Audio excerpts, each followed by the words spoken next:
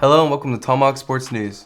My name is Troy, and here we'll talk about all the local and national sporting events, highlights, and recent celebrity news. Week 17 of the NFL season started last week. The Dallas Cowboys took on the Philadelphia Eagles in what was supposed to be a blowout game. And a blowout it was, as Dallas took care of business 51-26. To say it was fair though would be a bit of an understatement. While the Cowboys played most of their starters well into the fourth quarter, the Eagles more or less played their reserves. In this game, star quarterback Dak Prescott broke the former touchdown record by the Dallas Cowboys, held by former quarterback Tony Romo. The record before was 36, but Dak for the season has thrown 37 touchdowns. With this win, the Cowboys will take on the 49ers this Sunday in the NFC wildcard game. Former Super Bowl champions, the Tampa Bay Buccaneers, played one of the worst teams in the league. Now, while this may not be a national storyline most of the time, Buccaneers superstar receiver Antonio Brown had an incident that had all the media talking about it. During late in the third quarter, Antonio Brown is seen taking off his uniform and walking out of the stadium. A lot of controversy and speculation has taken place on what could make Antonio Brown act in this way. Brown's story is that he was playing through an injury and he just did not think that he was able to play. When this occurred, head coach Bruce Arians demanded that Brown go back on the field to play. When Brown heard this news, he decided he had had enough and he decided to leave.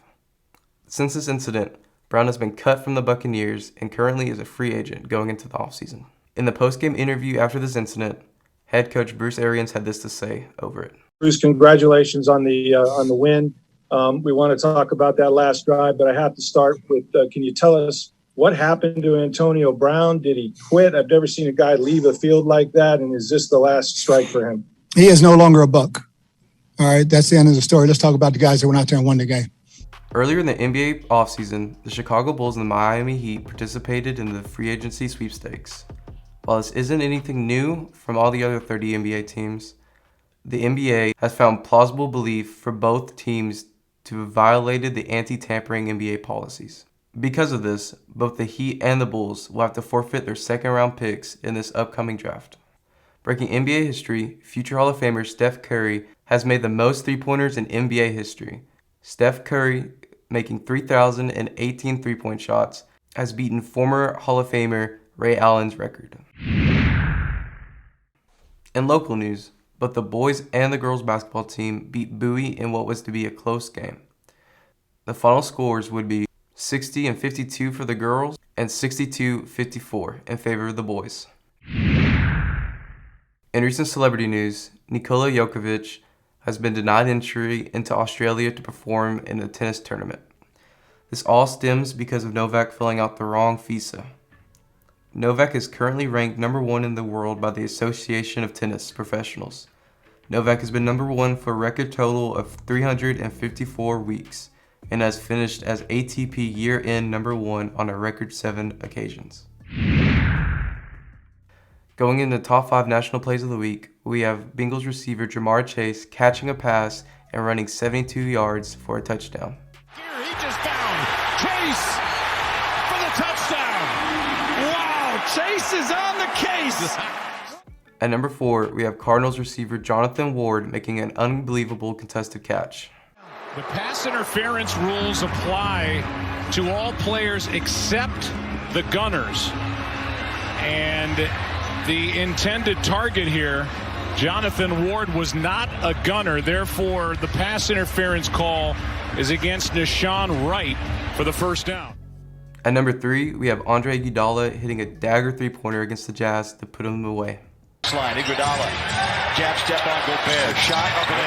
That'll do it. That will do it. Timeout. At number 2, we have Colts receiver T.Y. Hilton making an unbelievable lucky catch. Wentz steps up. Wentz fires downfield. Caught on the deflection.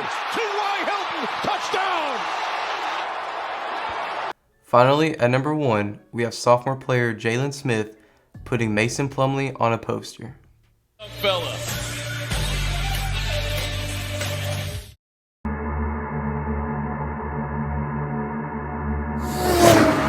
Hello, welcome to the first episode of Tomahawk Racing News. I'm your host Jack, and since I haven't seen the sun in 5 years, except for now, let's get into some racing news, starting off with NASCAR. With the NASCAR season around the corner, fans' expectations, including myself, are through the roof. NASCAR is actually introducing a new car this season, which I dubbed the Next Car. It has a 670 horsepower motor and a 4-inch rear spoiler, which is decreasing downforce but increasing engine power, which is pretty great. And of course, going into our next story, M&Ms. You heard of them. Some of us might have eaten them. Others probably just don't like them. Anyway, they're leaving NASCAR at the end of the 2022 season, dropping Kyle Busch as their star driver, which, if you come to think about it, it's kind of had it coming. I mean, I really don't like Kyle Busch myself. Going into our next story after this, North Wilkesboro, a town in North Carolina, is getting its track rebuilt by the North Carolina governor. The Facebook group Save the Track, founded in Wilkesboro, North Carolina, said that they are actually proud that this track is being rebuilt. The Los Angeles Memorial Coliseum is getting temporarily converted into a track to debut the said Next Car. Fans' expectations for those are going through the roof. The drivers have been rigorously testing these cars to see how they perform in an actual race. The Daytona 500 is just right around the corner, meaning it will be a great race in my opinion. They're training with the new Next Car, and the teams themselves training hard. Moving into Europe with Formula One,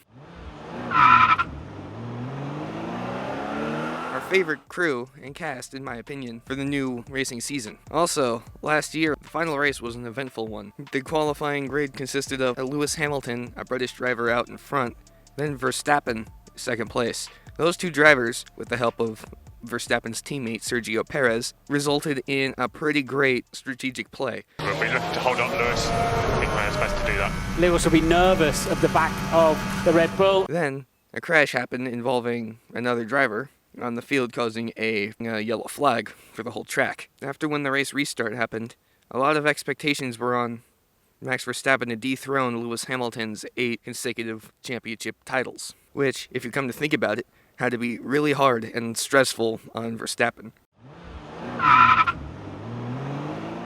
Coming back to America for drag racing, the NHRA, the National Hot Rod Association, is about to start their top division for drag racing, both on the same day, February 17th. Look out for that on your local listings.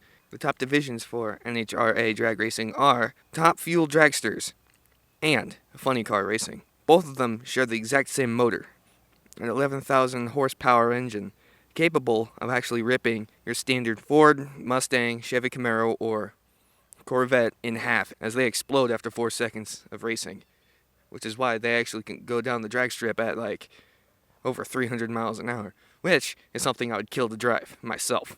Thank you for watching Tomahawk Sports. Now, if you excuse me, I'll go back to my basement to look at more racing news.